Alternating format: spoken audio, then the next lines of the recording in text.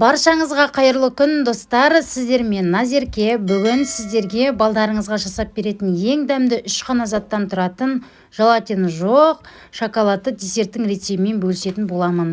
Міндетті түрде жасап көріңіздер, видеоны соңына дейін қараңыздар. Ең алдымен бізге салқын сүт қажет болады. Сүттің үстіне кукурузный крахмал саламыз. Егер кукурузный крахмал болмаса, ұнмен алмастыруға болады. Блинчиктің көмегімен жақсылап тұрып, түйіршік болмайтындай араластырып алыңыздар. 1-2 минут жеткілікті. Және де оның үстіне шоколад қосатын боламыз. Менде Қазақстан шоколады, немесе сіз басқа да шоколад пайдалансаңыздар болады. Бірақ қатты ащы шоколад пайдаланбаңыздар.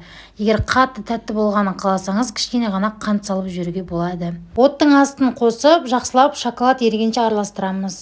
Осы кезде жақсылап тұрып араластырыңыздар, себебі шоколад астына жабысып қалуы мүмкін. Міне біздің шоколадымыз толықтай еріді, әлі сұп-сұйық болып тұр.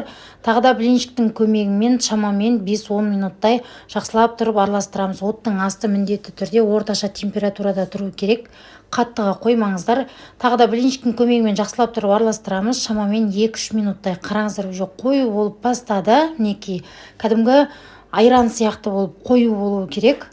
Енді осы кезекте тағы да жақсылап тұрып араластырамыз да кез келген формаға құюға болады. Мысалы, мынандай айранның, биостың ыдысына, немесе осындай қорапша, бұл болмаған жағдайда кекстің формасы, немесе дым жоқ дегеннің өзінде кесеге де құйып қоюға болады. Ыстық күйінде формамызға құйып, жерге ұрып тегістейміз. Шамамен холодильникке жарты сағат немесе 1 сағатқа қойып қойсаңыздар, өзінің формасын жақсы ұстайды. Мен артық жерін кесіп тастадым, себебі біз тарелкаға салғанға ыңғайлы болу үшін. Бетін міндетті түрде жауып холодильникке саламыз. Мінекей достар, бізде дайын болды. Өте дәмді, керемет болып шығады. Менде 4 бұрышты формадағыны уже қыздарым жеп тауысып қойды. Одан кейін кекстің формасына осылай 5-6 штуғын құйып алдым. Қараңыздар, өте дәмді, керемет десерттің бірі. Егер сіздерге видео ұнаса, каналыма тіркеліп, осы видеоны достарыңызбен бөлісіп қойыңыздар. Келесі видеода кездескенше.